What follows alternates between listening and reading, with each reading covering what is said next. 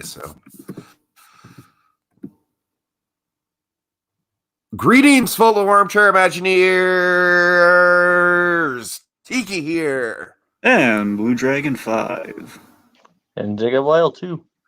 And my life has been changed forever. For better or for worse remains to be seen. But welcome to the Day One Field Report of Disney Plus. My head is spinning. My head is spinning. My head is spinning.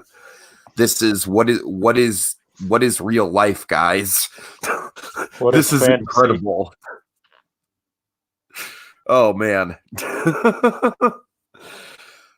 Okay, guys, Disney Plus. It is finally here. This to me might be guys, I mean, this is like a kind of a big deal. It's kind of a big deal. Just a little bit. Just a little bit. I'm trying not to freak out about it.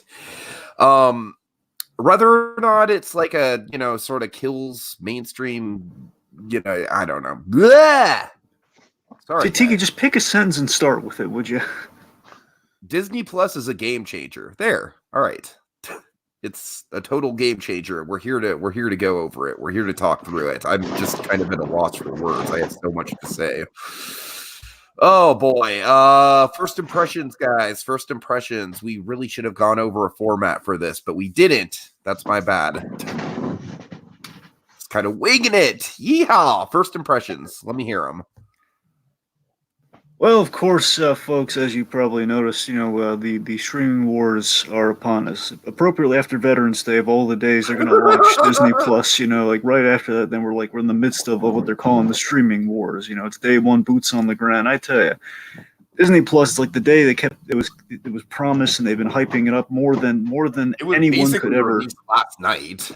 Essentially, yes, and more than anyone could possibly imagine. Just like and it's gonna have this, and all these Marvel things are gonna tie into the next phase, and this, and it just keeps like, how does it get any better than this? And folks, the day has finally hit us yesterday. There's like countdown clock and the whole shebang, and I tell you, it's pretty sweet. I tell you, it's. I think there are a few things they could have done maybe a touch better, but I'm just saying with what it is entirely though, it's pretty fantastic. Just to say, it's pretty fantastic, and no major surprises as I would have hoped for. Like, we're gonna have more of this than you thought we were. Oh my God! Song of the South is on there. Could you imagine? I was thinking, day, maybe. Point being, I still think there might have been a few miscalculations in the formation of Disney Plus, but on the whole, I mean, what the overall experience is, I mean, there you can't really do it much better. I mean, in the sense of like you have like it's recapturing your childhood as well as kind of like it's a catalog for the future. The hope it's like, what if we took the Disney Vault and we made it something actually nice and wonderful? That's kind of what you have with Disney Plus. If we took a vault and we just cracked it open, turned the vault into a museum. What if we turned to like kind of the digital museum of Disney? That's kind of what it is. It belongs in a museum. Exactly. Yeah, it's kind of the hype for this has been unbelievable. Really, it's kind of interesting. Like you could even. What's kind of funny is like I was like checking like the app store, like seeing like, oh, I wonder when the app's gonna go live. Like because some places because some services like kind of like put out the app early before access is even allowed. But just to get it out there so there's not like a huge download crash and stuff like that. Like the app was technically there, it just wasn't technically showing up, just wasn't available in my country yet. And I woke up at 3. For some whatever reason, I woke up at 3 o'clock last night for whatever reason I don't really remember. But I thought, I just thought what the heck, I'll check it out. Like for a moment, I went there and it said it was still unavailable, but for a brief less than a second, it actually showed like a download thing. And so I exited out and I hit it quickly and it started to download. I was like, technically wasn't even technically available yet, but I still got it. And I must say, I pretty much immediately dug in. It was like, wow, it's finally here. Even the browser went live too. And I was quite impressed. Like as you guys pointed out, it's like a digital vault of pretty much chronicling all kind like the history of Disney, and sometimes even a bit of Fox here and there. It's a very, very interesting experience nonetheless. very interesting selection of originals and old content. Hopefully there's a few things that they could have done better. Like, I mean, people it's like saying they're experiencing major technical issues. I mean, I experienced a couple of times where it wouldn't load properly, but other than that, there wasn't any really major issues. Like the biggest issue I have is like my TV version doesn't load any movies, but it loads the TV series just fine, which is weird. That's weird. Yeah, it's like I'm trying to like. I mean, I know you guys can't see, but I'm like clicking on a movie right now, it just goes blank. But I go to a movie, like go to a series, and it works just fine. And it loads everything just fine. Huh. Okay, I got to admit that's problematic. Well, that one's actually that's.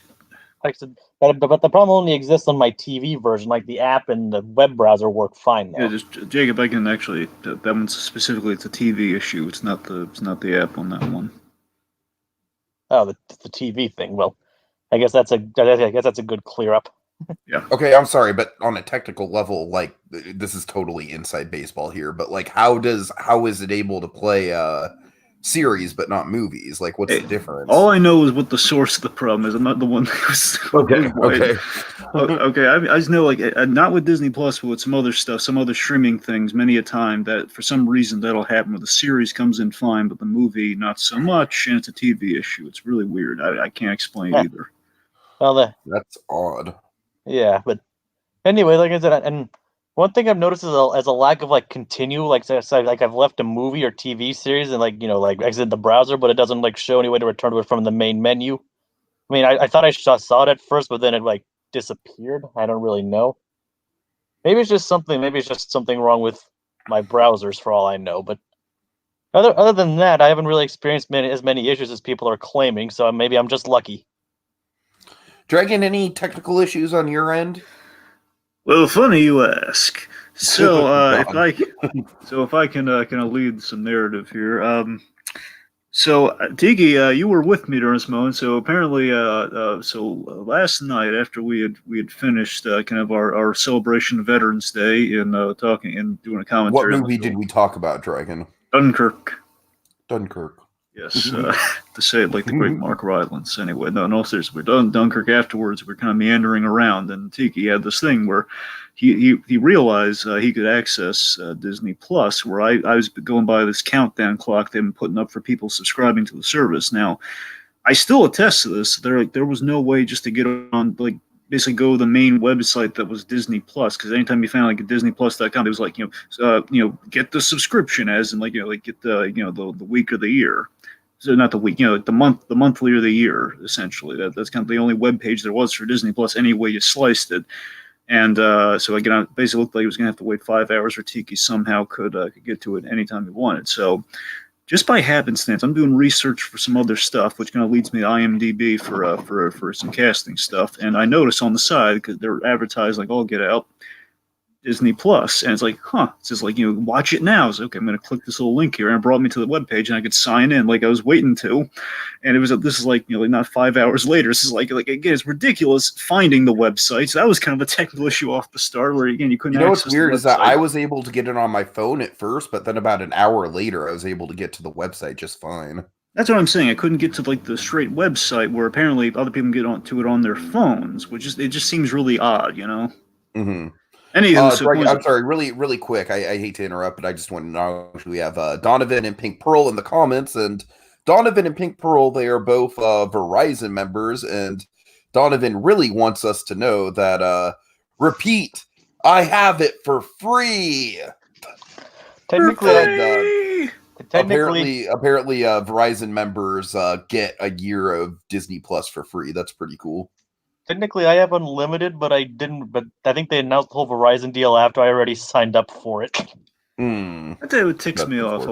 I think the way Disney was been basically getting everybody to sign up for Disney Plus, I had issues with that, like especially during D23, where they announced this whole for like roughly $4 to $5. It's going to be like 3 years of it. Basically 3 years for like roughly $5. Point being, you get a major discount if you subscribe to D23 magazine, but not just the magazine. The point is, if you subscribe to D23, you're going to be able to become a member of D23. you'd have this honey of a deal, and basically it kind of went away, I believe, kind of Dragon, around. welcome to Disney fandom, man. You're like, as a Disney Parks fan, I can tell you there's always going to be exclusive shit that you're not going to be able to get into. No, Always. no. Here, yeah, that's the thing. So it's the point is they advertise, and again, who in their right minds wouldn't go for that sort of thing? Unfortunately, they don't really explain like how exactly you sign up for the D23 member thing, and it seems like it was gonna be like at the like $100 like membership fee for D23. Just the point being, it seemed really like it wasn't as simple. I'm hearing some people like, oh yeah, I just signed, I got basically, I became a D23 member for free, and then I got my membership to Disney Plus. It's like, really? It's like I don't. The way they're advertising a lot of their honey deals just feels really unfair. I feel it's like that. It's not as simple as they're making it out to be. But anyways, I am so numb to this shit. Being a Disney Parks fan, Dragon, you don't even know. You are preaching to the choir here, buddy. Anyway, so okay, my first world problems aside on that, well, I didn't get the the fancy membership. my Frasier-esque, like I want to be a member of the Platinum Club. Anyway. Oh God. Okay, no seriousness. So, the point being, I finally get on Disney Plus around 3 a.m, roughly same time Jacob does, apparently. So I'm online. I get on Disney Plus, and of course, I'm checking out a few things, and just in terms of the layout, of the lay of the land. So I click on a few of the Pixar videos. They've been hyping up. I've been checking out the two of which, of course, were the short Float. Let's see. I checked out the first things I checked out were there was the Forky short. Forky Ask a Question, which is going to do a series of these. Like Forky, and it's called Forky Ask a Question about money. I'd recommend it. It's pretty funny. It's so check that out. And I noticed right off the bat there's a little bit of a problem where when you click on the video, there's this weird thing where like kind of like I guess you might call it not a drop bar, but like it's if you don't constantly move your mouse, you're going to have like kind of like some shade on the screen. It's like some shadow on the screen. Basically, it won't be fully lit up. It's kind of this annoying little thing. It's like not like Netflix. When you pull up Netflix, the video's there, and unless you pause it, something's not going to happen with the screen.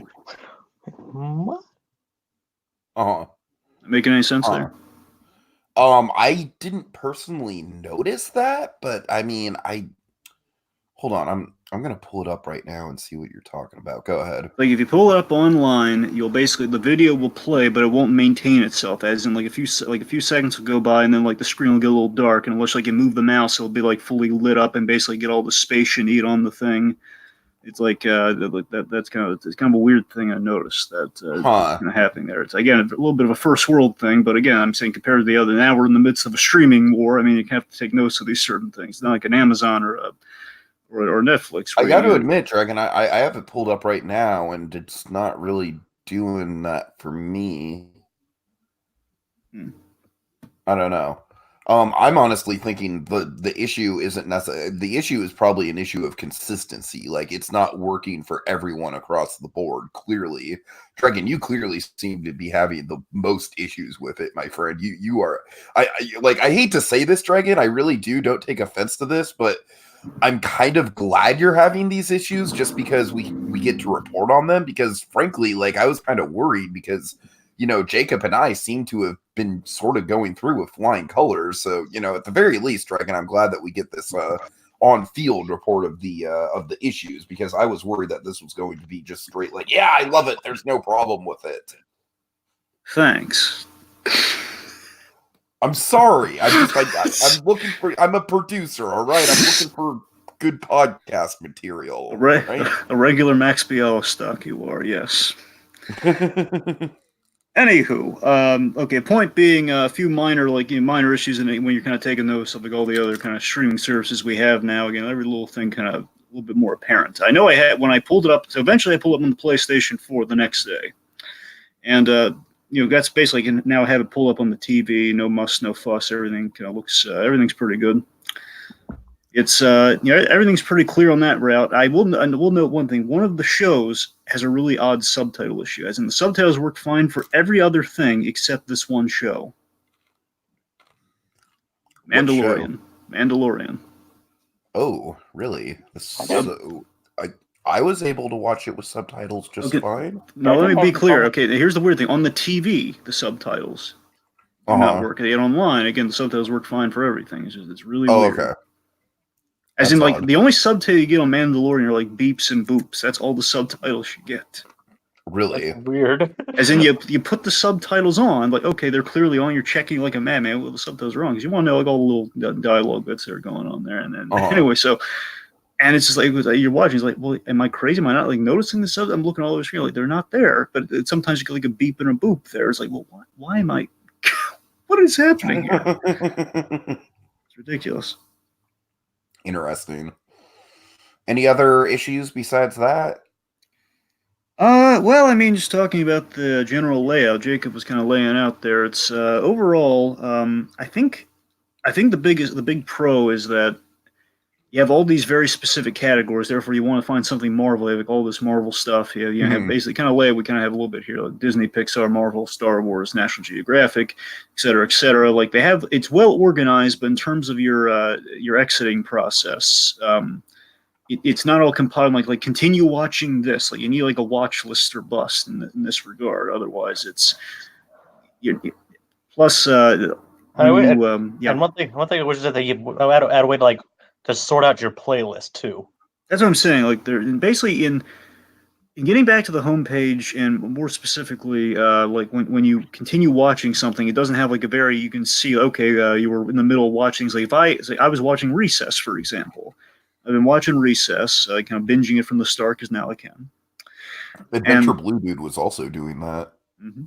So I'm watching, and of course, like I exit out of the thing, and it doesn't mark off the last one you left off on. If you exit out, if you go back, so you have to remember where you're at. That's kind of annoying. Now, now here's the thing: if you click on, it will remember where you're at, but it won't show you where you're at. As in, like if you click on the episode, you're going to be back there. Yeah, you have to. It doesn't show you on like the home screen. You have to actually go to the show itself to do it. Right. Oh yeah, I noticed that. We don't have like recently watched or anything or continue watching. Yeah, that's something I need to do. I noticed that. The funny thing is, like, I think it was the Mandalorian. I was actually watching that, like, I exited out of it, and it actually showed my progress in it. But it, like, I was like, but it's not doing it for like other stuff I'm watching. It's like, and then when like Mandalorian kept showing up, I went to the end to do it, and now it doesn't even do it anymore for anything, which doesn't make any sense. If I were a betting man, you'll notice the ones they're really kind of selling on the service, basically the big kind of like display icon that keeps like kind of going, you can basically go back and forth on. They have like Endgame, you have Mandalorian. I want to say, if I'm a betting man, I'm going to say they want nothing to go wrong with their main kind of prestige ones that they're doing right now. Okay, like Mandalorian, like the big banner thing we have at launch. Endgame, big banner thing we have at launch. We also have to make up for the fact we don't have Infinity War, so people can't kind of do a double feature. Right. Oh, God, and so basically, they want nothing to go wrong with these premier ones, and I think that's why they're like, there's no technical issues and everything's working like gangbusters on that. But as Jacob, basically, what I'm kind of noticing is that your platforms. You're having differing experiences on the platforms where, again, the TV things have gone the least wrong on the TV. However, when you go on the computer and you go on the web page, it's you have like a more clear marked progress. This is how far you were in this, in that. So that's again. There's for me. What you mean? It on my laptop, and I don't have that. Okay, so you're telling me it doesn't like show you what your progress is on the laptop. Huh. Well, I mean, I have like a. What do you mean? Like, I don't have there's no continue watching tab, if that's what you mean. Well, I mean, like, is like a blue, like little bar of like, you're this many minutes through the episode. Oh, I think so. Yeah, I think I got that. That's what I'm saying. You have that there where you don't have that when you go on the TV. I will say that the one issue that I've had, and I guess I've just been lucky, but literally the one issue I've had is like every so often I'll click on one of the main categories that we see here, and it'll give me like the page cannot be displayed. Please try again later. But I mean, honestly, like that's just like not a big deal at all, because I just kind of circumvent that by either going to the search bar and searching for what I want to look for directly, or just clicking on another thing, and it works. I'm going to go ahead and cite Pink Pearl here because I think she's kind of got the right idea for this. Pink Pearl says, the reason for the disconnect for some people is the excessive traffic. It exceeded expectations, will be fixed within a week or so. The content is fast and cool. It's the first day out of the gate. Yeah, and absolutely, I definitely think that I very much have faith that this is all sort of like kinks that Disney's going to iron out. I mean, I say that, but the one thing that makes me concerned about this whole ordeal, guys. Oh shoot, hold on. We don't want to see Bob. Go away, Bob. The one thing that concerns me about this whole ordeal is the fact that Disney is just simply not known for good websites, man. They are not good web developers. Like, historically, across the board, they haven't had good websites. I think their apps are okay, but I can definitely tell you that, like, trying to log in to let's say, for example, I'm trying to get fast passes. I'm 60 days out from my Disney World trip, and I'm trying to get fast passes. I'm trying to book that coveted Flight of Passage fast pass. And I can tell you firsthand that that website crashes a lot, the My Disney Experience website. So I don't know, like, that website's been up for years, and they're still having issues with that. That has me a little concerned. Does have me a little concerned. I will admit, I wouldn't be lying if I do think that Disney has way more writing on this than they do maybe anything else they've ever done. So I have faith that they're going to invest the capital into it, into ironing everything out. But like I said, just historically speaking, Disney has not been great on the web design department. It is not their strong suit as a company. Now, in terms of the content, so again, I think the biggest thing it's going to... it still seems like a mistake to me not to have full seasons and full collections at launch of things. I disagree. Like, entirely, or just like on certain things? I think it's a model that makes it stand out. I think it gives us a reason to go back every week. I don't know. I kind of dig the fact that every week we're going to get all these new episodes of shows. And honestly, like, so far for the 3 shows that I have watched, I love all 3 of these shows, that being the Imagineering Story, The World According to Jeff Goldblum, and The Mandalorian, of course. I love all 3 of them, and I'm very much looking forward to every week for the next 12 or so weeks getting a new episode. Well, do we know the Imagineering thing's going to be back next week, or is it just going to be like within... I think it's sure. The way it looks is that, like, part 2 is like with a lot of other stuff, like the part 2 is like dropping on this Friday, like a lot of their other stuff, like Mandalorian, High School Musical, among other things. Okay. So that's across the board that the episode 2s are dropping. I'm pretty sure what it's going to be is the episode 2 for everything is going to drop on Friday, and then I'm pretty sure from here on out we're just going to get across the board all new episodes for Friday. Pretty much everything on Fridays, yeah. Well, I know Mandalorian's going to be a weekly thing, because that's going to lead up to the new Star Wars movie. I know that's how that one's going. I mean, honestly, I'm not so sure, but I'm not sure how the episodes of any of them are going to roll out besides the Mandalorian, but it seems to be... I know Goldblum is a 12-parter. It's a weekly 12-parter. And it's probably going to be, like, do the same weekly model as the Mandalorian does. And like, and who knows? And I think the Imagineering Story is shorter. I think that one's maybe like 8 episodes total or something. Yeah, because the second part launches this Friday. Well, we still know how long those installments are going to be. That's the thing. Is it going to be like an hour segment each time? Here's the thing, Dragon. It turns out that, like, I thought the first episode was just going to be straight up a documentary, but I was wrong about that. The first episode is only an hour long, so I assume that they're all going to be an hour long. I know that's the assumption, but what if they're not, though? And they actually cram a lot into that. Well, we all assumed that the Mandalorian was going to be an hour long, and look how that turned out. That's 40 minutes. 40 minutes is like standard television. It's 38 minutes. No, it's 40. Oh, right, you're. I'm sorry, you meant credits.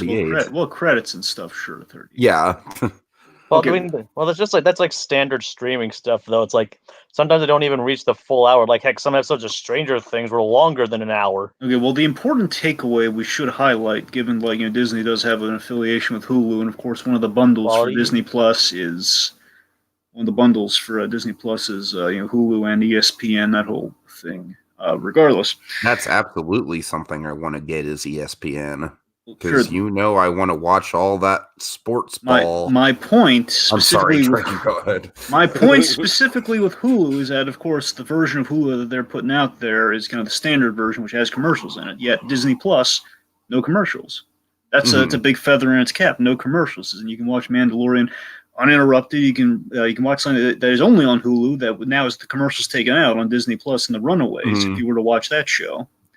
So there is, and of course, the Spider-Man. So again, Spider-Man was on Hulu. Now it's on Disney Plus, and again, no commercials. Therefore, again, so the point being, you get a more dense material. Mandalorian feels like a full hour, even though it's only 40 minutes, or 38 minutes in credits. I'm sorry, it doesn't bother my OCD. I'm so used to things being at least. The number says 40. Just go with it anyway. Quality over quantity. It should say 42. God damn it! They're standards. Quality over quantity. Jacob, I'm just kidding at this point. Okay, but you see my point though. It's really refreshing though. It's really, if you get same thing with the Imagineering documentary. It feels like a feature. It feels like a. The Imagineering documentary legitimately is I think that's something like an hour and 10 minutes. Yeah, and I'm not sure each episode. I doubt each episode is going to be that long. If I were to guess, I would say the episodes after this might be maybe 40 minutes a piece. If I were to guess, I don't know though. I think what Jacob was throwing out earlier might be maybe a likely scenario where, just depending on the subject in the episode, each episode is just kind of wildly differ. We don't know. This is still kind of again, folks, this is our day one field report here. So yeah, we just got off the boat. We're into the thick of kind of the Saving Private Ryan opening of the streaming wars here. It's oh God, it's the Mandalorian. Watch out! Oh God, down. Anyway, no, all seriousness. Here's what I'm talking about. Here's the thing kind of concerns me with the whole not everything. Basically not having more episodes at launch. Pixar in real life. I was really looking forward to this show. Basically, it's a Pixar prank show they have on. Where it's these really this cutesy little thing where basically they have the first episode is Inside Out, where basically they have this control panel and people are basically walking up to this control panel. They're hitting the emotion buttons, and some actors in front are acting like they're affected by the emotions that they push the buttons on. It's really nice. And that's what I'm saying. So that show that really had me, because they're doing a lot of really neat stuff on there from the trailer. And unfortunately, you go there, it's not a full episode of them doing. I imagine it was going to be a few of these in one episode.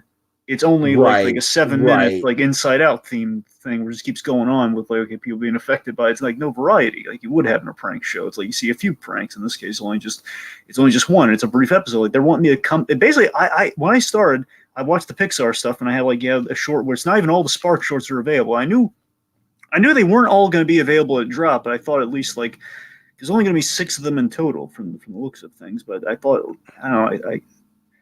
I don't know. I thought we might have maybe a little bit more something.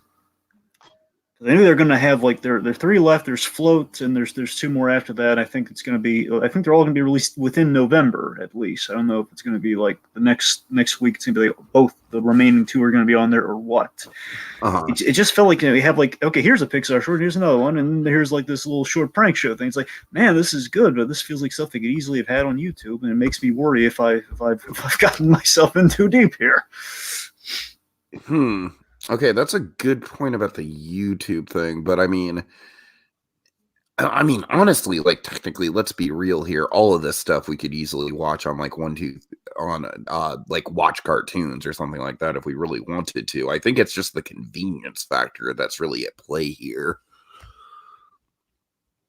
I think the real question is if Disney's going to be the almighty and really hunkering down, okay, guys, in the past you've been able to find some things through some other methods. No longer. No Disney Plus stuff will leak out of the thing. I wonder. I don't know. Okay, I want to just go ahead and screen share really quick what I consider to be basically the quintessential screen of Disney Plus, and I am going to use this screen religiously, and I love that it exists. Sorry, let me hold on. Sorry, guys. Give me one sec. Yeah, again, so far, right now, it's I'm streaming this and I'm clicking through Disney Plus just fine, so I'm really not having any technical issues. Mm-hmm. Okay. Okay. Let me go ahead and do a screen share. Give me 1 sec. This is the part of the episode where we get sued, folks. Please don't sue me, Disney. Okay, this. I fucking love this. This is everything. Literally. It's not everything, but it's so much essential stuff laid out in such a convenient way. Oh my god. The one caveat I would have is I'd maybe have the features listed first, maybe animated features first, then live action stuff, then shorts. I don't dig the way that it's ordered right now, but holy hell, it's just so convenient to have everything by the decade. It's so nice. It's so nice. I love it. I love it so much. Also, this just keeps popping out at me. What the fuck? I did not know there was a 1940s Swiss Family Robinson. It's one of the first things you see when you go to this page. Yeah, just in terms of layout, this is exactly what I'm looking for. Is someone who the main feature of Disney Plus for me personally is the archival stuff, is just kind of the digging in and kind of being a completionist about it and watching all the old school stuff that I haven't seen yet, or just simply revisiting the classics. This just makes it, like I said, I wish it was laid out a little bit better in terms of the actual, I assume it's chronological order. I assume that's what's going on here. But I kind of wish it was just arranged more in order of importance. So like I said, animated features, then live action, then shorts. But still, it's, chronological. Doing it chronological isn't a bad way to go. So yeah, I love this. I love this so much. All right. That's all. Sorry, guys. Little side tangent there. Well, I guess in bringing up some of the things we're really excited about, or again in terms of the the vast catalog of things. Of course, Agent Carter's there. That's really awesome. I'm so glad Agent Carter made the cut. Both seasons of that series, which of course is kind of an underappreciated series, people should check out, especially post Endgame. Of course, there's Kim Possible. Of course, Recess. Here's the really cool thing Disney Plus is going for. All the Spider-Man shows are there, man. All the Spider-Man shows. Well, yeah, you're right. Yeah, okay. All but one. Spectacular Spider-Man is not in it. Yeah, so technically they have all the Spider-Man series except the best one. Yes, that's wait. What about the weird MTV one? Oh yeah, they don't have that one either. Damn it. I'll be right back. Okay. All right. Jacob, what was the first thing that you streamed? Because I feel like that's going to be a big question people are asking. You can probably guess, as I mentioned earlier, it was The Mandalorian. Mandalorian, solid choice. I actually streamed the first episode of The Legend of the Three Caballeros first. I actually already saw that. I actually already saw that online. I'm sure you probably did too, but a while ago. No, I haven't. I've actually been waiting specifically for this to watch it in as good a quality and legitimately as I can. I actually found a pretty decent quality on a streaming site, but aside from don't sue him, don't get me in trouble. But okay, Legend of the Three Caballeros, I can just say, is we're definitely going to do a recap on that show because my god, the animation on that show is so fluid. Oh my god, I was blown away. It is good, and the continuity too, especially. The whole thing is good. It's a really good classic adventure show. Yeah, for sure. You know what it reminds me of? On Pink Pearl, I was just about to say we should have you on board too. Yeah, totally. You know what it reminds me of, though? It reminds me of those, and I kind of say this in a good way, because I have nostalgia for them. It reminds me of those straight-to-video, Mickey, Donald, and Goofy movies from the 2000s, specifically the Three Musketeers. I thought that was one of the only ones that they had. It probably is. It probably is one of the only ones from that era. But it does kind of remind me of that, something like Three Musketeers or The Prince and the Pauper, that kind of thing. Yeah, it kind of does remind me. I will defend the Three Musketeers. Oh, I will too. I'll totally defend the Three Musketeers, but that's a different conversation. Yes. There's some stuff that's missing though. It really bugs me. Oh God! All right, Dragon. I'm sorry, Dragon. This is we're just like I'm now experiencing what it's like to talk to me on your end. All right, what really bugs you? Can I guess it's most of the MCU stuff? Well, no. Okay, well, most of the MCU stuff is missing. Well, it is, but I meant, the Buzz Lightyear Star Command, not on there. Yeah, that's unfortunate. I wish that was on there, I will admit. Yep.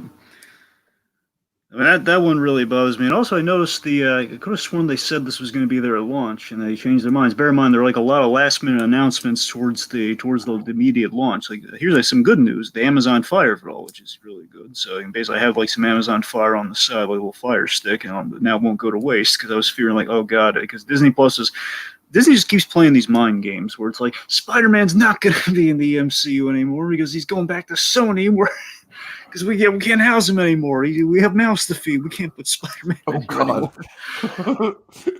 We want him, but Sony said no. They're the bad guys. And of course, the whole time, some people speculate. Maybe they've been just they knew about the reconciliation the whole time. They were getting the free marketing. I saw this hilarious spoof video where basically it had Spider-Man going to like an Iger fill-in, if you will. Not Iger, but like a Iger fill-in, basically getting the bad news about the whole Sony thing. Then him basically sitting down and telling him, yeah, we just got free marketing out of it. That's why we said that. Like there was no issue at all.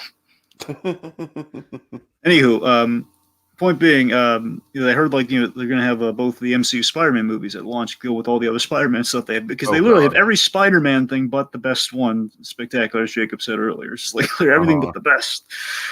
But importantly, 90s Spider-Man's there. That's the big one. That's the one that's never been released on home video or anything.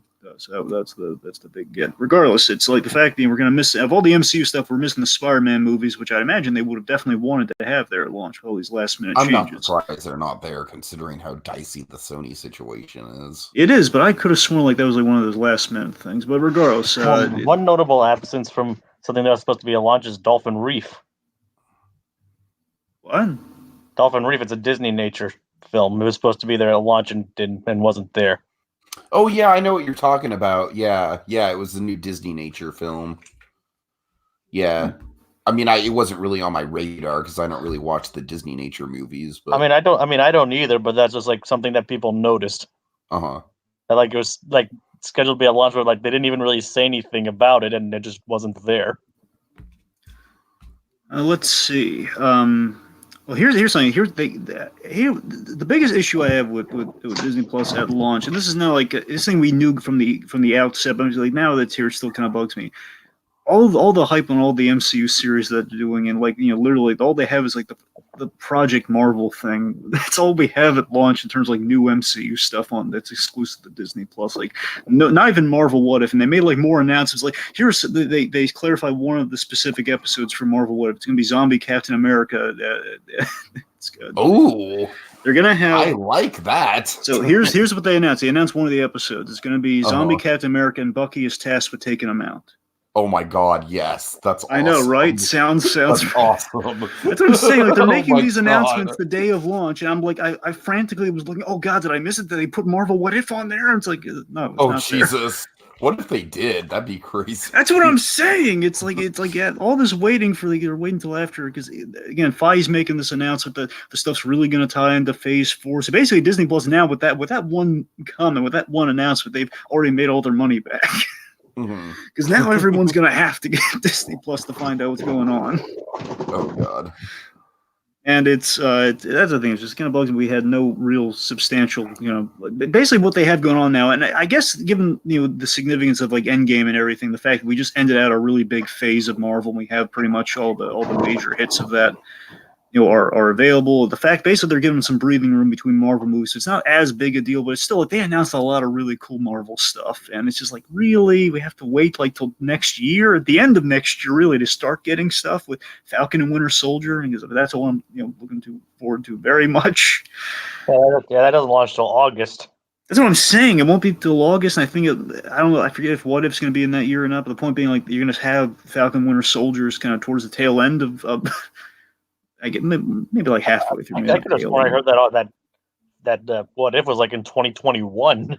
That's what I'm saying. So like 2020 is like yes, I'm not complaining. It's gonna be my favorite one's gonna start my most anticipated one's gonna start things off there. But still, I mean, I think the way you have to look at it is like kind of like we saw that famous graphic of Phase 3, or I'm sorry, Phase 4, and literally the shows are like a part of Phase 4, so that's how they're spacing it out. exactly. I mean it's cool. It's just it's kind of a shame we're gonna have to wait for some of the. It's gonna be such a long wait for that to happen. Which again is like I was kind of wondering, oh man, do I want to put off getting Disney Plus the when I'm really gonna need it? But you kind of have to. Sorry, really quick. See you later, Donovan. Sorry we didn't get to like our thoughts on any of the shows yet. This is a longer, more involved conversation than I was kind of expecting, but definitely check back on this in the archives to see our thoughts on like stuff like the Mandalorian and stuff. See you later, Donovan. Go ahead, Dragon. Sorry. I think it's about it. Just Okay, Dragon. Let me ask you this: what was the first thing that you streamed? Let's see. It was probably was Float. Float was the first thing I streamed. Float. Nice. I like that. It was Float. Then again, the first 3 things I streamed were all the Pixar things because it was a little late when I kind of finally got on the thing. So okay, we're gonna get all the short Pixar stuff in there. Did you guys choose character icons for your profile? Yes. What character did you go with? Buzz Lightyear. They didn't have Captain America, so I went with Buzz Lightyear. They had Iron Man. I kept scrolling through all the MC. That's the only. Jacob, what character did you go with? Perry the Platypus. Perry the Platypus, nice. I was going to go with Dewey, but I saw the Louis avatar, and he looked so adorable with his crossed arms and everything, and he had attitude. So I was like, yeah, I'm gonna go with Louis. All right. I like this. I like this from Pink Pearl. She says, first thing I streamed was Steamboat Willie because Mickey started everything. That's actually super appropriate, Pink Pearl. Excellent choice. Props. Okay. Oh, shit. Go away, Bob. Fucking Bob. All right. Okay. So, in terms of stuff that I am excited to watch, my God, where to start? I'm definitely excited to check out the original movies that are on there. I've been hearing relatively good things about Lady and the Tramp from a remake point of view. Like, I've been hearing that it's one of the better remakes. And honestly, Lady and the Tramp is like one of my least favorite classic era Disney movies. So with that in mind, I feel like it has the potential to actually like, I don't have as strong of an attachment as I do to most of the other ones that have gotten remade.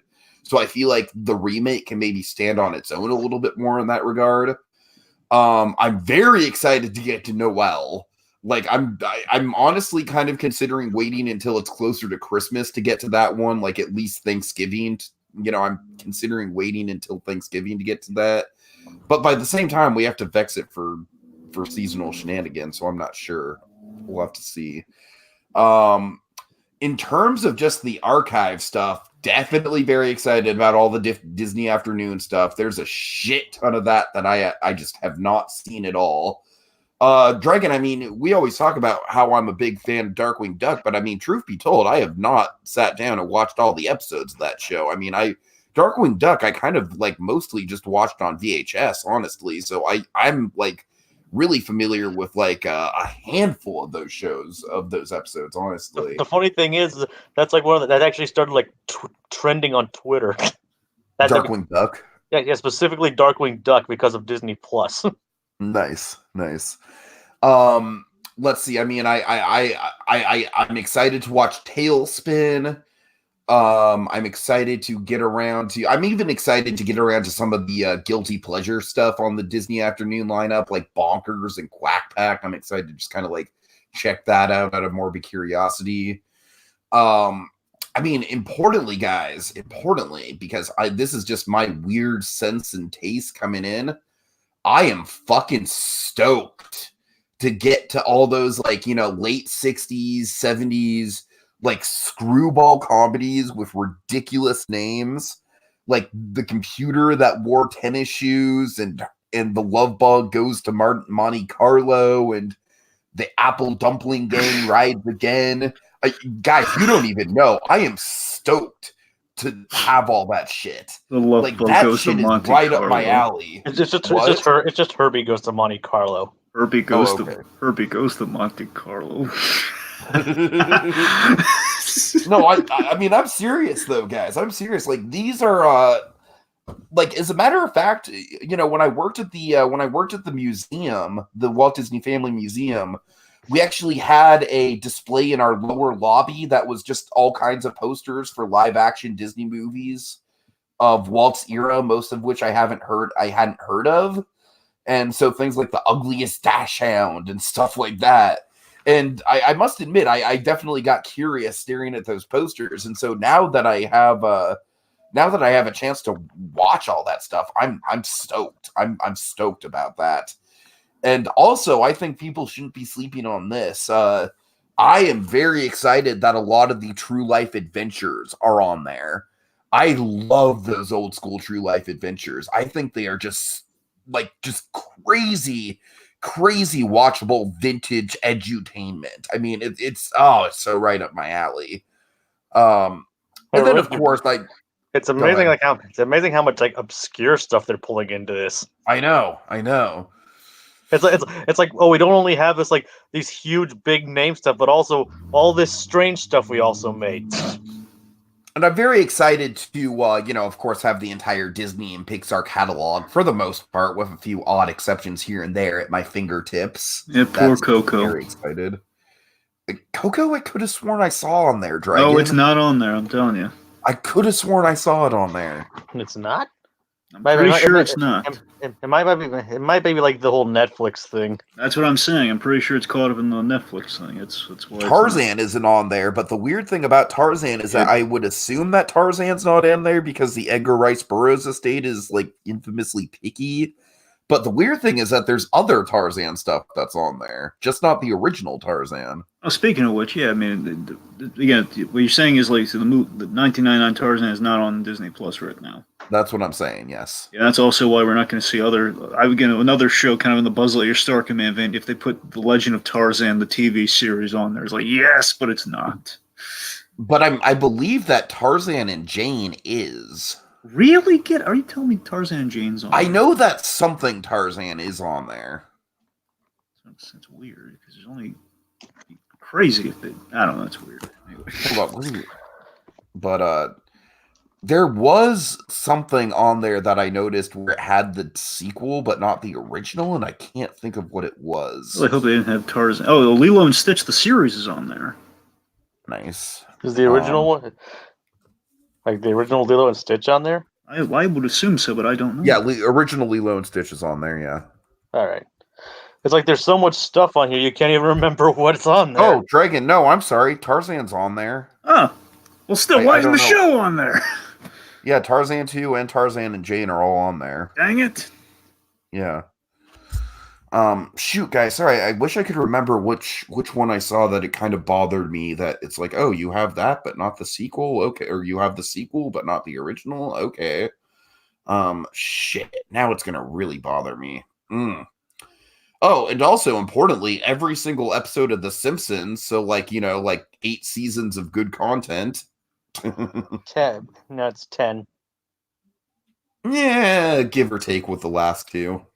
Certain episodes. I think the Frank Grimes episode was in season 9, so I'll give you that. And there are some Wait, there are some good gems like after all that. Yeah. Yeah, Dragon, I'm pretty sure Frank Grimes was season 9. Huh, crazy. Alright. One of the few episodes I've seen of The Simpsons. I like the grimy episode. Grimy. And Hank Scorpio. The glorious Hank Scorpio. Yeah, Hank Scorpio was pretty. Here's Homer, I gotta tell you, I'm disappointed, but you gotta go on your own path. You can never in this life go wrong with Albert Brooks. You just can't. Kids, it's a fact of life. The Treehouse episodes are always delightful to watch. Oh yeah. For me, it's more Sideshow Bob and anything else. Well, that too. I love the Treehouse episodes, though. I kind of wish that with The Simpsons, I kind of wish we had like collections of episodes, like like the Sideshow Bob collection or the Treehouse of Horror collection. It'd be nice to like have those all in one place. At least At least they also have the movie on here too. Yeah, they do. The movie is a thing that exists. In terms of stuff we're looking forward to checking out, of course, I do love the idea of having Endgame at my fingertips, and that I can just like anytime, just like, oh my god, look, it's Just go to that spread and just be like, Yeah. yes, again, see it again. just go to Avengers Assemble, just like anytime, just. Anyway, so yeah, a little bit of that. Of course, I'm gonna right now I'm in the midst of binging through Recess. After that, I'm probably gonna get the Gargoyles, which I've never really watched. So I'm looking forward to doing Gargoyles finally. Let's see. Then All of course, the Muppet movies are on there. That's nice. yeah, you are. And of course, I'm gonna get to the Muppets. Well, no, not all of them. Not all of them. Not all of Sorry. them, but It's missing Most Muppets. of the good ones. Most of the important missing, ones. It's missing a good one called Muppets Space Take Manhattan, and it's also missing Muppets from Space, but who cares? okay, the important thing is that Muppet Movie and Great Muppet Cape are on there. That's what really matters. So speaking of something that's missing, you know what's missing? The Muppet Show. Yeah, that's unfortunate. Oh my god! That's yeah, you're right. unfortunate. Because I was blinded by the Muppets. That's what I was looking. I'm looking forward to binging through that one again. It's been a while since seen it. I can't wait to get through. Yeah, it has the ABC show, but not the original Muppets show. I hope the Muppet Show is something that eventually gets put on there. I wonder if it's like tangled up in the BBC of it all. Well, not the BBC. Either that or like maybe even the guest stars. Disney was able to release it just fine on DVD many years ago, so I don't see why it'd be an issue. Like maybe song rights or something. I don't know. I don't know. I mean, it's not like they couldn't afford it. God. Yeah. Maybe it could be just what the hell is this thing where the sequel is on there but the original isn't? It's gonna goddamn drive me crazy. Then again, some of those analysts out there, I'm talking to you, analyst. Some of those analysts out there, they're gonna say, like, well, Disney's losing a lot of money with this Fox deal. Well, I mean, come on, guys, look what they've just done with Disney Plus. I think they're gonna be fine. Oh, this is gonna drive me so crazy. Oh god. Anyway. It really bothered me too. Go ahead. Sorry. God, what was I getting at? Well, of course, let's see. So, of course, there's a lot of really cool stuff there. I mean, I can't wait when we get to the Muppets. Like, I can't wait for that Tom Bergeron gag in the first episode. I remember when we recapped that. I lost my crap over that gag. It's so funny to me. Just the idea of they couldn't cancel. They're supposed to basically. Tom Bergeron got bumped. And I didn't tell him. And Kermit the Frog is like telling Scooter or somebody. He's telling him. It's telling him like, oh, someone should tell Tom Bergeron. Like, no, it's fine. No one told Tom. Just see poor Tom Bergeron just so sadly. And he's like on the side. It's like, it's okay. I just heard you. just hysterical. Oh god, it's hysterical. Yeah, I don't think I'm gonna find what I saw, so I'm just gonna fucking give up. But it did. I remember it bothering me. All right. One thing that's weird is that they have the freaking Garfield Tale of Two Kitties on here, but not the first one. That's a weird thing. Have Garfield? Wait, what? Yeah, that is not. That can't be true. It's not on there. Yeah, I just saw it. Are you serious? You're telling me Garfield Tale of Two Oh Kitties? Man, Disney Plus, just all a consummate surprise. I mean, I guess it's a Fox thing. Yeah, it's on there. It's on there. I guess they'd have to have gotten it from Fox. But yeah, I mean, those movies were made by Fox, but they don't have the first one. Oh God, I think you're right. Oh man, is Garfield a Tale of Two Kitties kind of like the Scooby-Doo Monsters Unleashed, where it's like, hey, it's better than the first one? Not really, no. Okay, I think they're pretty much both. Honestly, I mean, this isn't saying much, but I think they're pretty much both of equal quality. Yeah, it's just a little more like, and they're now in London, and there's a mix-up, and there's there's a bit of a Prince and a Pauper sort of thing. That's kind of. Oh yeah, right. Basically, there's a switch. I mean, basically, it's just Garfield in new situations. I mean, it's Bill Murray's a good Garfield, though. I mean, I can give him that. God. All right, guys. I think we should spend some time actually talking about what we watched. What? There's a really meme-worthy thing I do have to ask you about. Okay, go ahead. Blunkly, did you hear about it? I've heard about it. I have no idea what it means. Okay, so here's what happened. So apparently there was, I don't know how, I don't know what. All I know, I don't know how this happened, but either, I don't know if George Lucas, like on the way out, had like a last minute tinkering with one of the original movies or what. So sounds like some people are speculating somebody altered a Star Wars movie yet again. Oh, God. In episode 4, in A New Hope, they're in the big, Han shot first scene. Apparently, when Greedo gets shot, so they kept it in that Han shoots first, so that's good. But when he shoots Greedo, something happens. When he the second before he shoots Greedo has some last words, which I don't know if he always had. Oh, God. Where he says, "McClunky." What? Oh, seriously, God. seriously, those are his last words. People are making a meme out of it. Or basically, it's like McClunky. McClunky, and he shot he's dead. He just falls over. Oh man, that's odd. Also, I would say that a really, really big get for Disney Plus would be if they put the original cuts of the Star Wars movies on there. I don't even know if that's legally possible, but well, again, they do. From what I understand, they now have the rights to the movies, given the fact they can now play the original trilogy. Do it, Disney. Just fucking do it. Why not? My God. Speaking of which, did you hear the new nickname for Disney Plus?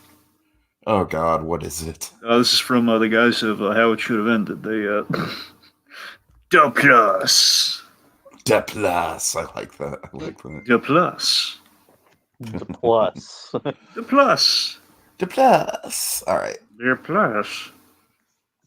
Snowman. Snowman.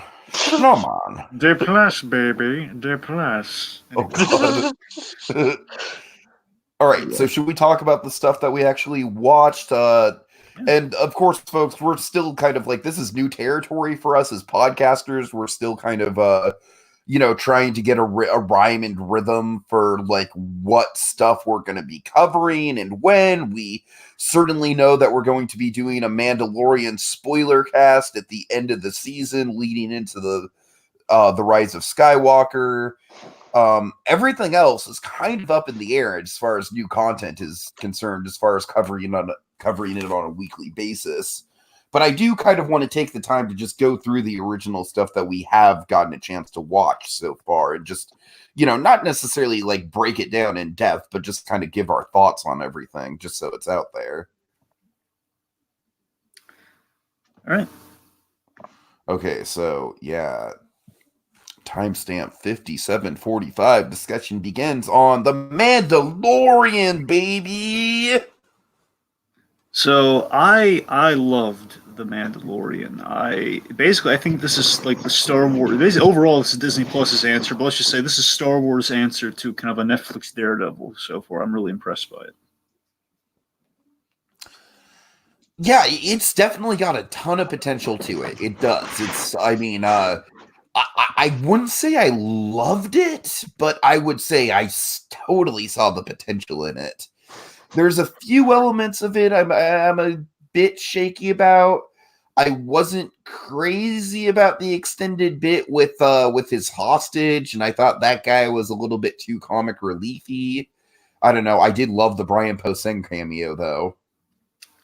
I knew you would. Of course. Again, but speaking of Posehn, there is kind of I love the world building of the bounty hunter. That's my favorite thing about the show, and that's the thing that's got my attention fully. It's like, yes, it's like him, like the semantics of like payment and stuff. Like he's like paying him in calamari, calamari stuff. I love it. Yeah, that's the thing, is that this does definitely delve into the bounty hunter stuff way more than anything else we've seen in the films. I love the practical look of it as well, but I think the one thing that was off about it was maybe the pacing. Again, I thought it was, for 40 minutes. It felt like it got like a really great. I always felt like it's a fantastic short film. Almost. I don't even need more episodes after this. I'm glad I'm going to get more episodes, because I feel fulfilled. Like if I were like going online and found like the most well-produced Star Wars short of all, it would have been this thing. I'm saying I feel like I got my money's worth on the first episode alone. I don't know. Yeah. Maybe it comes down to the fact that it was directed by Dave Filoni, and Dave Filoni's a TV Mhm. guy, and Also, so he's a huge Star Wars guy.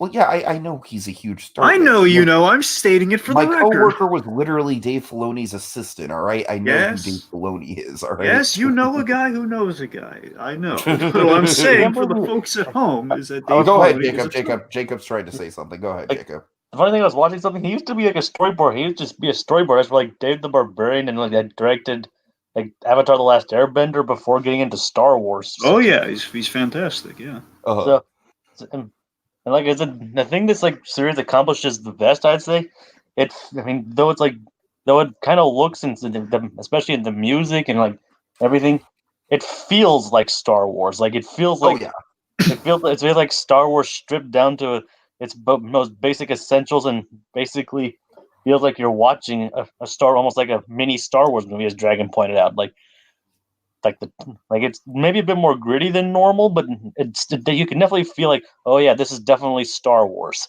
Beware the closing humor doors. in it too is for the most part kind of derived from the original trilogy's humor that was mostly focused on the on the character interactions. I mean, the thing is one of the things those like especially that made it feel like it was the transitions, like the swipes and the iris. Oh yeah, totally. That's very authentic. The transitions made it like especially feel like wait, that's definitely like out of classic Star Wars. Oh yeah. Yeah, I mean, it's definitely got a really lived-in quality to it. I'm excited to see where it goes, but I mean, I do agree with you, Dragon. It is just an excellent short film. I would have been happy with it just on its own. We'll see. Especially with that cliffhanger. Yes, oh, yes. Yeah. Just like big I mean, cliffhanger, again. Big cliffhanger.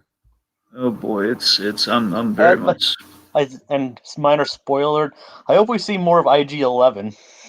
I do too, man. I don't know if we will or not. He didn't do the thing, and you know what the thing I'm talking about is. Therefore, he's on the table for coming back. That's true. That's a good point.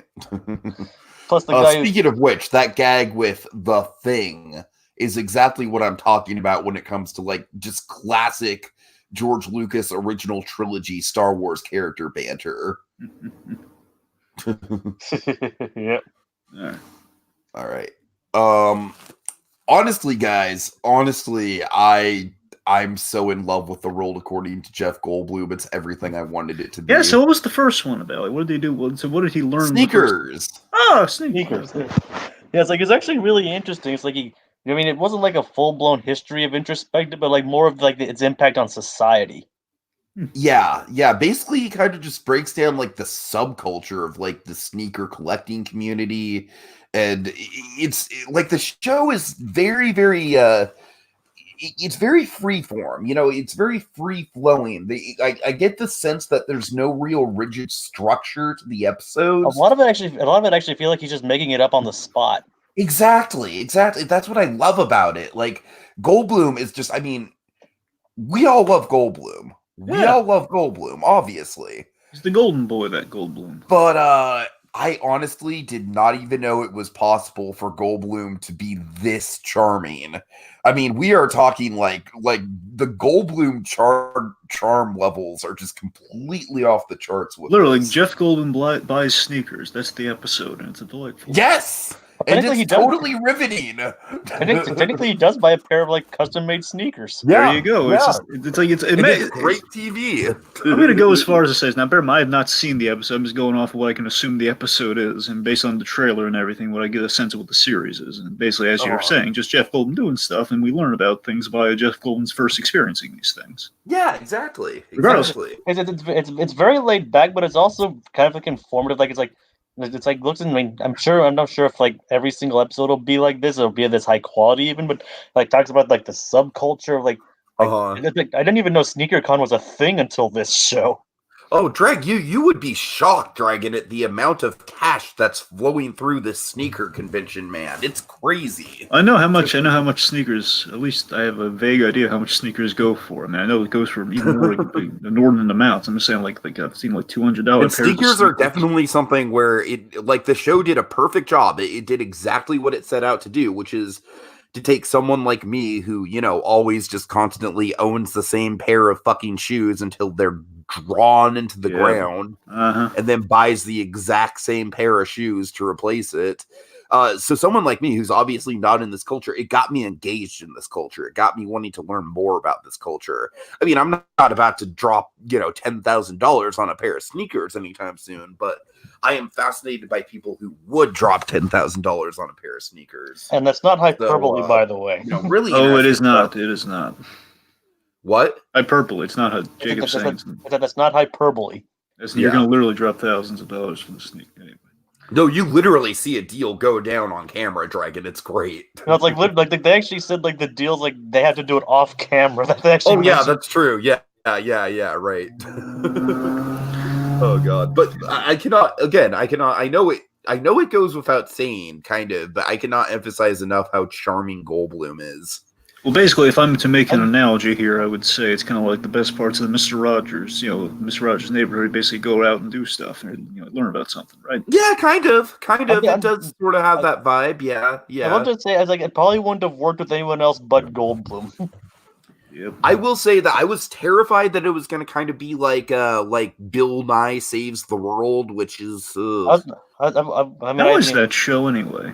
It's bad. It's really. I was more worried about that. I was more worried about it might be a bit cringy. Yeah, that too. But I mean, maybe there were some parts that kind of were, but like it was like few and far between, like very minor. But but a lot of it just felt like it had a natural, laid back flow. Mm-hmm. Absolutely. And even the little bit of introspection at the end is like, are they a symbol of mass consumers? Yes, but they're also a symbol of these creative geniuses. Mm-hmm.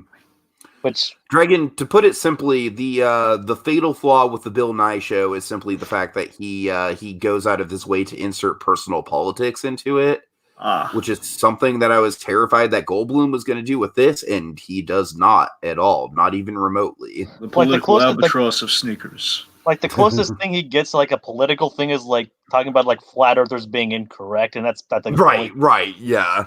which basically everybody will pretty much say, yeah, he's not wrong there. I mean, he was at least polite about it too. Right, he is, yeah.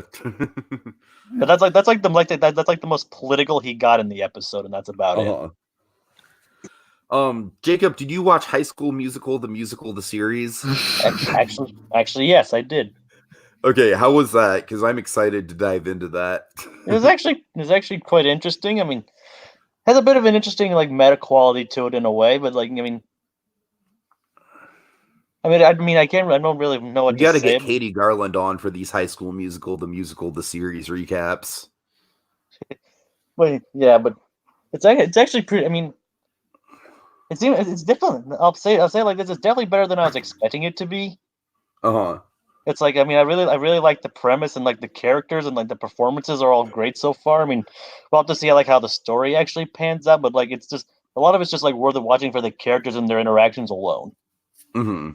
Mm-hmm. And it's how the musical, the song numbers are actually integrated into the story. Nice. And it's I mean, don't get me wrong, I don't have anything against spontaneous musical numbers. I mean, obviously, because since we're here and all that. I mean, that's one of the things that Disney's built on. Mm-hmm. But that's what the franchise as a whole was built on. But it really is. It's a really interesting organic flow. Like I said, if anything, it's worth watching for some of the characters. And and it's interesting to see where they're going forward. And it's kind of interesting how they even allowed some coarser language into the show. I was honestly surprised. You actually heard character openly go hell yeah and stuff like that. Oh, huh. And there's even they even had to bleep something in there too, so which was kind of weird. That is weird for a High School Musical show. A Disney show in general too. Yeah. I mean, I'm not saying it's I'm not shocked by it or anything, or because I'm not offended by that stuff. Just thought it was kind of interesting to to show that definitely gives it a more realistic edge, I guess. Mm-hmm. All right, but that's enough about. I mean, I'd recommend it if you're into that kind of stuff. All right. Let's see. What about the Imagineering story? This is something that I have not fully watched yet. Oddly enough, I know I had a busy day at work, so I could only watch so much. Of course, Mandalorian was the biggest priority for me. But honestly, just in like the 10 minutes that I've seen, it's fucking fantastic. I mean, the behind the scenes footage in this is incredible, man. I actually did finish completely. What did Dragon? Did you finish watching it? Well, yes. Oh, I loved it. It was like Dragon's mocking me because that was like the thing I was most hyped up about. oh, it's like Mister, I have access to it now on my phone. Oh God. I'm sorry, Mandalorian took precedence, and then I got curious about the Goldblum. All right, I'm sorry. You picked Goldblum over the Imagineering story. Yes, I did, and I don't regret it. It was a good way to start my day, man. It started my day off on the right foot. You picked sneakers over the long-awaited Imagineering documentary. Yes, I did. Yes, I did. I mean, we'll all be able to watch it anyway, so it doesn't matter. Yeah, right.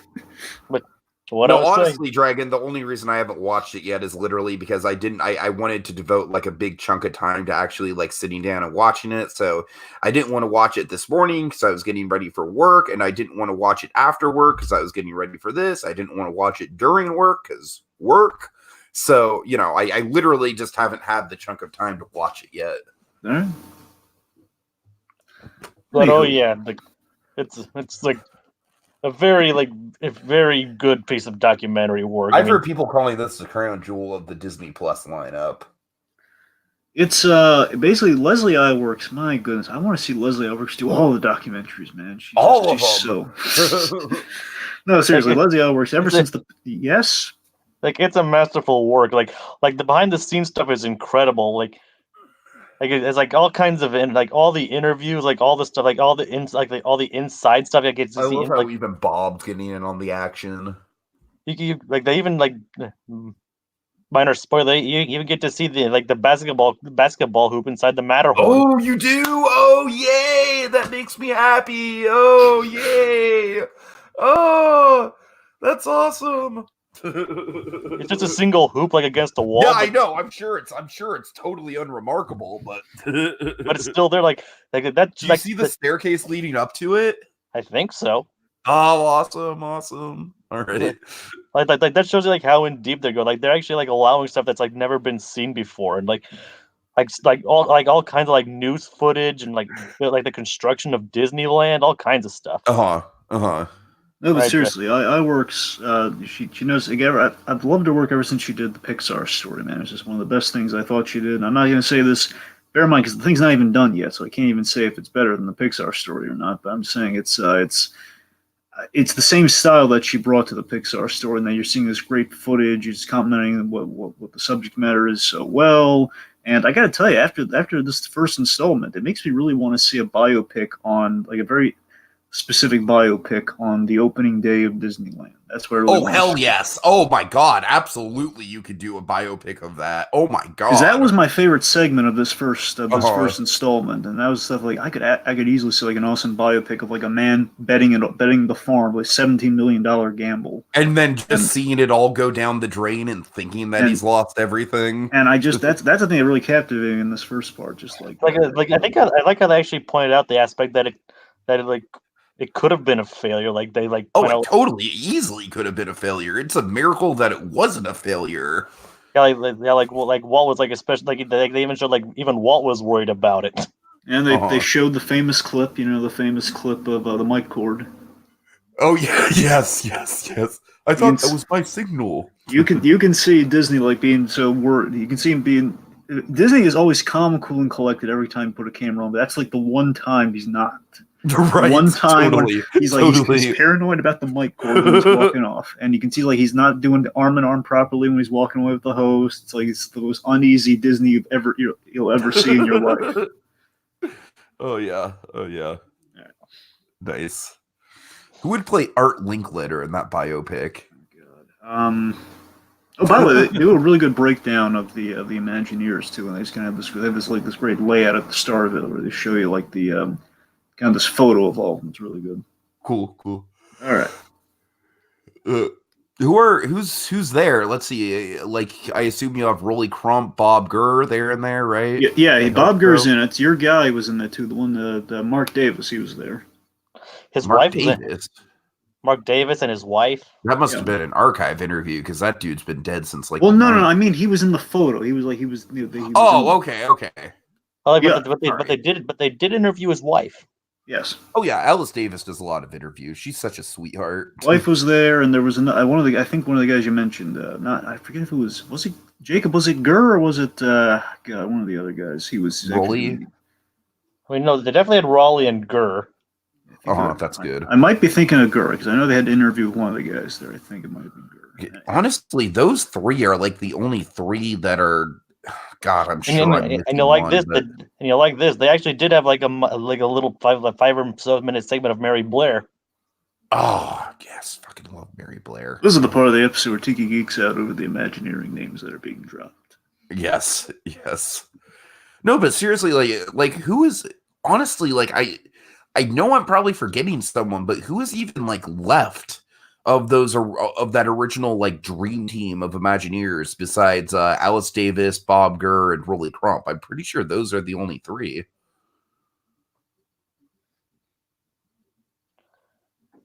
Of the ones that they interviewed or showed, I mean, I can't really remember any others. Like they had who was the original design? Who was the designer of the Matterhorn dragon?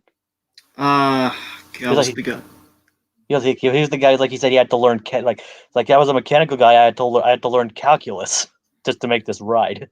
Wait, that wasn't Gurr?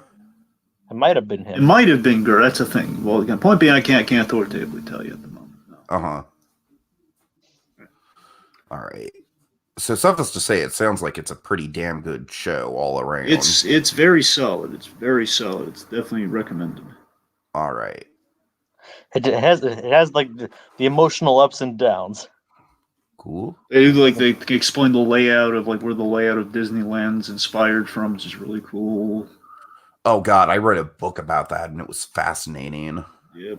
Like they even talked about how it was like originally just going to be like a playground across from the studio. Mm-hmm. Yeah.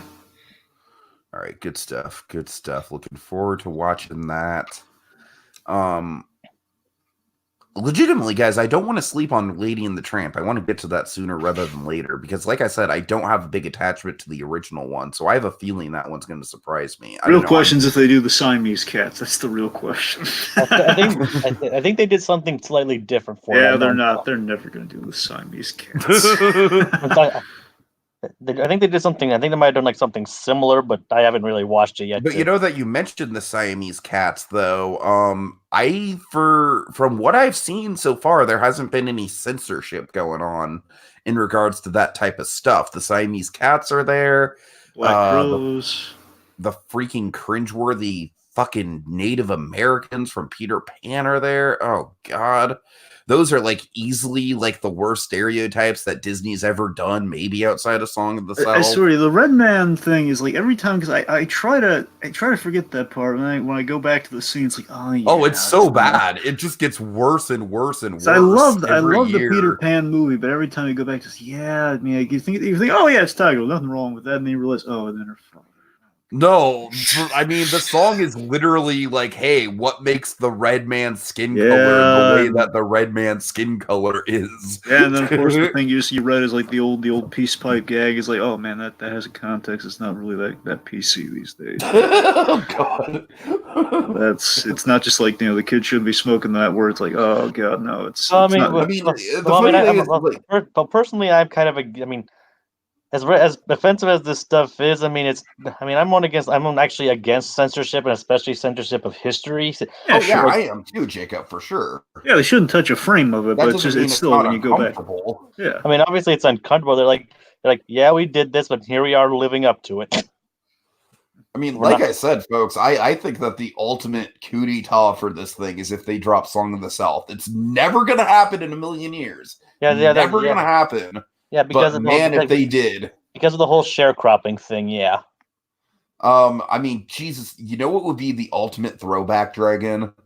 What? If you had the Malt doing a fucking intro to Song of the South. Oh God. Leonard Maltin. Wait, didn't he do that on the collection? Well, no, Song of the South is well, yeah, he on the Walt Disney Treasures collection. Yeah, he did it. Yeah. There you go. Just like fucking like Walt just comes on screen with his glorious Jeff Goldblum in Jurassic World beard. I'm sorry, that's exactly what Goldblum looks like in Jurassic World, but he comes on screen and he's just like, Song of the South was made in a time where blah blah blah blah blah. But that would be a great throwback. Anyways. See, as a kid, you look at Song of the South and oh, look, it's just a happy guy singing zippity doo, though. Then you realize, oh god, history is cruel. Because of the whole sharecropping thing. Yeah, it's like, yeah, it's. You know what I think they should do? Why can't we just have happy people singing anymore? I'm pretty sure I've thrown this idea out there before, but they should just make another Brer Rabbit movie and just call it Splash Mountain. Forget about the human segments. Just have just a straight up animated Brer Rabbit, Brer Fox, Brer Bear movie and call it Splash Mountain. Try saying that 5 times fast. Brer Rabbit, Brer Fox, Brer Bear. Brer Rabbit, Brer Fox, Brer Bear. All right. All right. Any other original programming or stuff that you guys want to talk to or get to before final thoughts? Float. Oh, sorry, Jake. Yeah, well, go ahead, Jake. I'm sorry. I actually have watched a bit of Noelle. Oh, you did watch Noelle? I mean, I haven't finished it yet. I haven't. Okay. I want to. Is it Noelle or Noella? Like what Noelle. Okay, Noelle. You know, like the first Noelle and stuff like that. Right. I've only watched like half of it though. I can't really give a whole verdict on it yet. Okay, let me ask you this, because I read a synopsis of it and it kind of has me worried. Does Bill Hader drop out of the movie after he gets kidnapped or whatever? Yeah, no, he's in a lot of it actually. I mean, like it's more like he leaves, like his sister convinces him to leave for the weekend, but he stays. Okay, so I'm saying like after he's out of the movie, after he leaves, do we like check up on him, or is he just out of the movie? Like the first half of the movie is her trying to get him back, and then afterwards, like he's still part of the movie afterwards. Okay, cool. All right. So there's a decent amount of Hader throughout. Yes. Also, a little fun fact: twas the night. Yes, it's on there. Cranston stealing Christmas. It's on there. Oh wait, speaking of which, maybe that's it. Maybe it's the Santa Claus. No, all the Santa Claus movies are on there. All of them? Okay, god damn it. What was it? What was it? Now I'm back to that. Great. I didn't mean for that to happen. Yep, Santa Claus 1, 2, and 3. Oh god. Are the Aladdin sequels on there by any chance? I think. I mean, I haven't. I saw the King of Thieves, but it might have just been alphabetically that I didn't see Return of Jafar. I don't care about Return of Jafar if King of Thieves. Well, it does have the King of Thieves. The only good thing about Return of Jafar is Iago's character arc. I couldn't give two craps about Return of Jafar. I just want King of Thieves. It does have King of Thieves. Oh man, I want to see King of Thieves. I hope is the series on there. I hope the series is on there. I kind of don't think so. I don't recall seeing it, but then again, I was kind of quickly going to recess. So. I don't think any of those, I don't think the Little Mermaid series is on there. I think it is. Timon and Pumbaa was on there. Timon and Pumbaa is on there, yes. Oh, really? And I think Little Mermaid was. I could have sworn. Is it? Let me check. I mean, as you can tell, folks, like we're still trying to get a handle on the Aladdin show isn't on there, but Return of Jafar and King of Thieves is. And so is Little Mermaid, the series, and the two sequels. Yeah, so as you guys can tell, folks, we're still kind of getting a grasp on just like exactly what is at our fingertips. Okay, can I just tell you guys, like, it's just utterly surreal that literally all of this is available on your phone. What? Yeah, Tiki, we're in the future, man. You didn't look at the clock long enough. We're in the future now. We're literally just like, what is this? What's happening? All right. So Pearl Dragon? Or no, I'm not Pearl. I'm dumb. Float. They all float. Attaboy, Georgie. Okay, yes. Float. The In new all Pixar seriousness, spark. Float is maybe like one of the most emotional Pixar anythings I've ever seen, just in terms of how it connects to me personally. All these Spark shorts keep getting better, man. I know, man. I don't want to give anything away for Jacob's sake because he hasn't seen it yet, but I can just say that this is just like, as someone who Dragon, the great thing about this for me is that I've been in both perspectives, right? Like, I've been the not normal kid, and I've also, like, my little brother, I've been in the position of, like, you know, having to take care of my little brother, and he's also, like, even more so than me, a not normal kid. And so I've literally been both the kid and the parent in this scenario, and my God, it's so relatable. It touches it strikes a nerve, Dragon. It strikes a nerve right there. Oh yeah. All right. And of course, I already mentioned the Forky short, and I hear there's going to be a series of these. The Toy Story short I'm looking most forward to is the Bo Peep short. Yeah, cool. Lamp Life. Yeah, Lamp Life. That one, because it's going to fill in kind of the blanks of what happened to Bo Peep since the beginning of Toy Story 4 to when we kind of link up with her later in the movie. Which, by the way, you guys notice Toy Story 4 is on there at launch or what? Toy Story 4 is not on there yet because I don't think it's even been released. Yeah, I don't think it's been released yet. Oh. Because I don't think it's even on home video yet. Well, yeah, it's on video. We thought, of course. Is it? Yeah. Is it? It is? I don't think it's on there yet, then. That's what I'm saying. It's kind of weird that we have Endgame yet no Toy Story when they're both on video. And again, like Disney's touting off like same thing with Lion King. I thought they would have sworn these things were at launch, but yeah, I could have sworn Lion King was going to be at launch too. I mean they've been saying like, Lion King, Mary Poppins Returns. I mean, they did. Mary Poppins Returns might be a Netflix thing because that's on Netflix. I mean, they did mention they would stream exclusively on there. Like they'd be the first movies to like stream exclusively on there, but I don't know if they ever mentioned they were on launch though. Apparently, Mary Poppins Returns did not get the memo. All right. About does it, I guess. I think so. Yeah. So final thoughts, guys. I've got a whole kind of like thesis statement. Well, not a thesis statement, I guess, but God damn it. It's been a while since I took an English class. So what's the final paragraph called? Well, closing. The closing of the closing is probably the better. All right. So yeah, I have a good closing for this, but let's for hear a closer. You got a closer for it.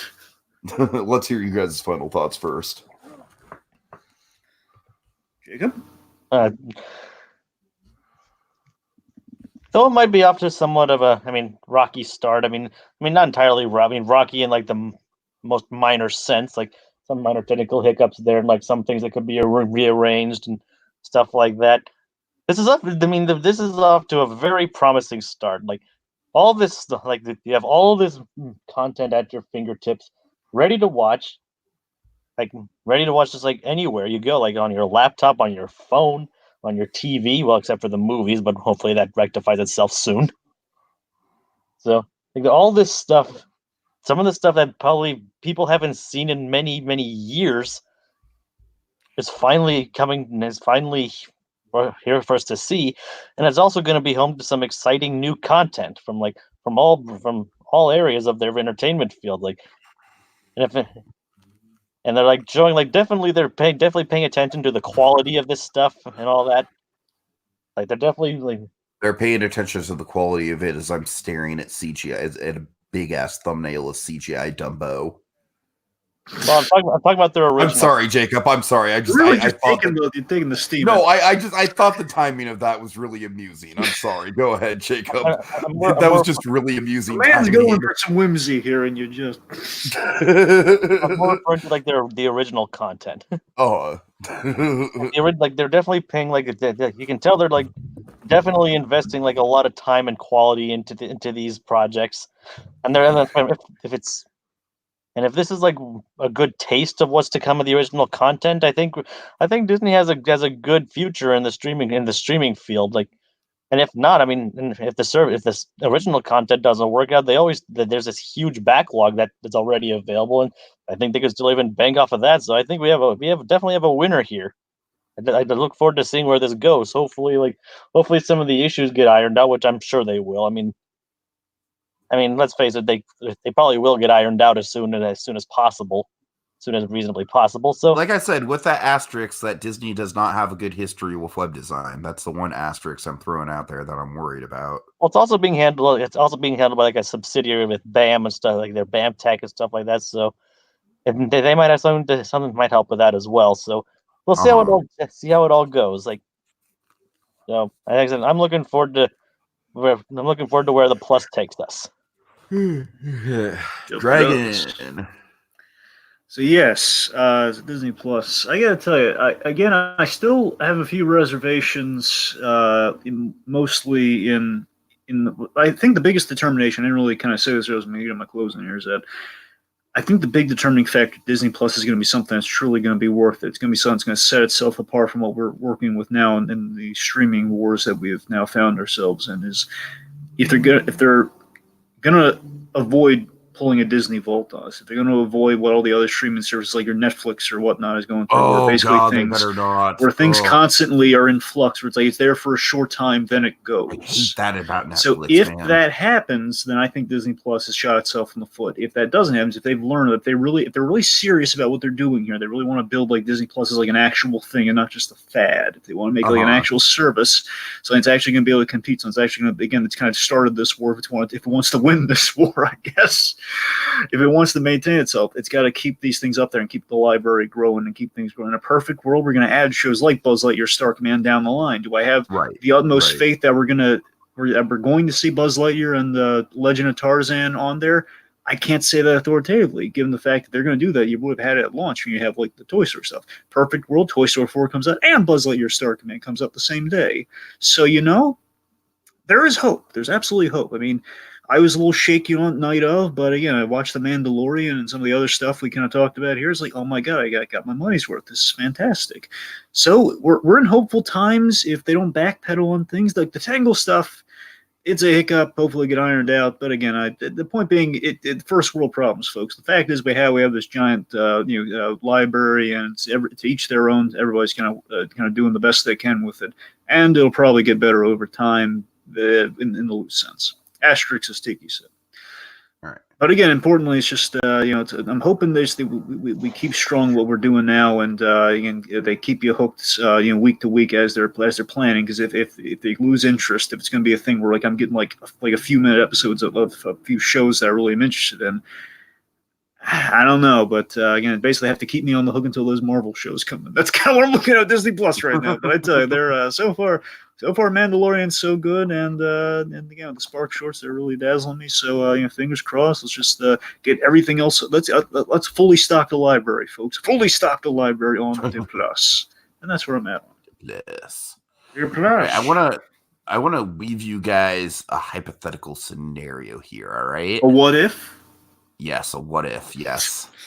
Okay, so I want you guys to imagine Tiki at, let's say, 14 years old. Let's say he's a freshman in high school. All right, picture little freshman Tiki. And little freshman Tiki, he's obviously a big Disney nerd. He's been a Disneyland nerd for quite a while, but he's kind of grown an appreciation for animation and whatnot. So he's kind of going into all things Disney. He's acquiring a good collection of Disney DVDs, which he spends about $20 a pop on. He combs the animation aisle of Hollywood Video looking for Disney movies that he hasn't seen yet or that he doesn't own yet, so that he can check them off his list. He just assumes that seeing stuff like all the stupid comedies from the 60s are just like, well, that's never going to happen. I'm never going to have access to that.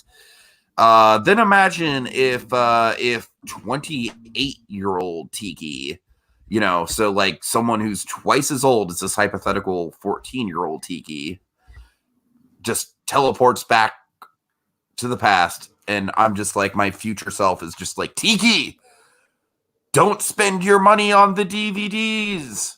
I mean, I shouldn't say this because physical media, folks, celebrate physical media. Wait, you mean like The Flash and Batman v Superman? Yes, exactly. That's exactly what I'm getting at. Tiki! There's gonna be a stream. Just wait 14 more years, Tiki. Am I too soon? Everything. You're going to have everything on your phone, Tiki. But my phone flips. Oh, God. I don't have time to get into the technology right now. But how'd you manage to travel through time? Oh, God. Disney mastered time travel. I think your priorities in this conversation are a little off. Oh, God. All right, but okay, so my point is this thing is a childhood me's dream come true. If 14-year-old me knew that this would eventually be a thing, I would literally be living for this. I mean, there's so much potential here. I hope people use this thing the way that I want them to use it, which is not just as like a way to like pop in every Friday to get to the new episode of The Mandalorian or whatever new show's streaming. I really hope that people take advantage of the fact that what we have here is a back catalog of some of the most important landmark animation that we've ever had in film history. And I mean, just, Disney as a company is just so wide, so vast. There's so many interesting little facets to it. The screwball comedies, the true life adventures. Shameful confession, guys. I haven't even seen 20,000 Leagues Under the Sea. I've never actually sat down and watched that movie. So that's definitely something I'm going to have to watch. I mean, point being, it's all there. It's all there. And I just feel like that is a library, is literally just like a resource, is absolutely invaluable, just absolutely invaluable. And I really have a lot of faith that this is going to go a long way towards introducing kids to more classic Disney fare. I feel like a lot of kids are going to get introduced to their first string of Walt era Disney movies through this service. And I'm really excited about that. Also, I think just for the channel, there's a lot we can do. There's obviously we're going to do a recap of the Three Caballeros. Yes, I know. I'm actually planning on, this is going to sound ridiculous, but I'm actually planning on marathoning all the Love Bug movies tomorrow, just because I feel like that's a good way to start for my, it's a good place to start for my, my screwball comedy endeavor. And plus, I get to go watch Herbie Goes to Monte Carlo, and who doesn't want to see that movie? So yeah, I mean, I just think absolutely, it's such a great resource for pretty much everyone. I mean, it's fucking Disney. Is there a monopoly quality to this thing? Sure. Is the shine gonna wear off of this thing eventually? Sure. But as of now, folks, for a day one field report, I can just say that this is wish fulfillment. It is straight up wish fulfillment. This thing, it's a game changer. It's a total game changer. It's like, honestly, I feel like this is it broke new ground. No, but honestly, it's a historical day in Disney, folks. November 12th, 2019 is a historic day in Disney history. This is a benchmark. This is a moment. This is a zeitgeist. We are living in it right now. We are experiencing history. Disney will never be the same after this, for better or for worse. I don't know if it's going to be for better or for worse. We're not going to have people collecting Disney movies anymore. We're not going to have, I imagine this is probably going to cite the end of home video as we know it but by the same token, everything's going to be there. And it's just such a groundbreaking, the Disney Vault has officially just been opened. Dragon, I hope to God your scenario doesn't come true. It's the Netflix thing is crazy, man. It's like I looked for Fear and Loathing in Las Vegas like a week ago and I couldn't find it on Netflix, and then fucking this week it's on there. It's ridiculous. It's just Netflix is just a fucking shell game at this point, with what's going to be on there and what's not. So I desperately hope that nothing like that happens to Disney Plus. I want this library to be curated. I want it to be treasured. I want every little thing on there to stay on there. I do hope that the organization, maybe I think it could use a little bit more organization. I do wish that there were maybe like playlists of different shorts. Like it kind of bothers me that each individual short is on there as its own thing. I kind of feel like they should just have Mickey shorts and Donald shorts and Goofy shorts, etc. But that's all stuff I feel like that they will iron out in time. The organizational stuff, especially. Of course, we need to continue watching tab. That's a big thing. But I have faith that we're going to get there. And as a start, just in terms of the sheer amount of content at my fingertips, I just couldn't be more thrilled. I mean, sheer wish fulfillment, man. That's all I got to say. So, all right. So, yeah, folks, in terms of covering stuff, I might actually put up a poll on Twitter for what you guys want us to cover. That's a thing that I could actually do. Or maybe even a poll on YouTube. Maybe. But I can safely say we'll definitely be doing a Mandalorian spoiler cast. I can safely say, Jacob, say the name of the title that I cannot say. Which one is it? The three what? Oh, Three Caballeros. Yes, I swear to God, after watching this series, if I don't have that name down by then, I'm going to just... I can definitely say we're going to do a recap of that. We'll probably end up doing a recap of the Imagineering story. I would like to do a recap of The World According to Jeff Goldblum, just for the fun of it, honestly.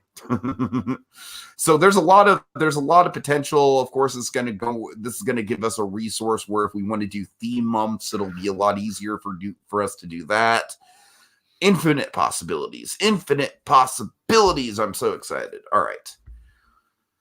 Okay, folks. Well, thank you guys so much for watching. This has been kind of a marathon. I actually like how this podcast broke up, though, because basically half of it was talking about the technical side of things and half of it was talking about the actual content. So that's a nice round number. Kind of, I don't know, it soothes my OCD. All right. So thank you guys so much for watching. We will be back with you soon. Follow us on Twitter, by the way. If you want to get like updates on what I'm doing on Disney Plus, I'm going to be live tweeting my Herbie marathon tomorrow when I do it. So I'll leave the Twitter there in the description so you guys can follow us. Well, whilst we illuminate the possibilities. The Plus.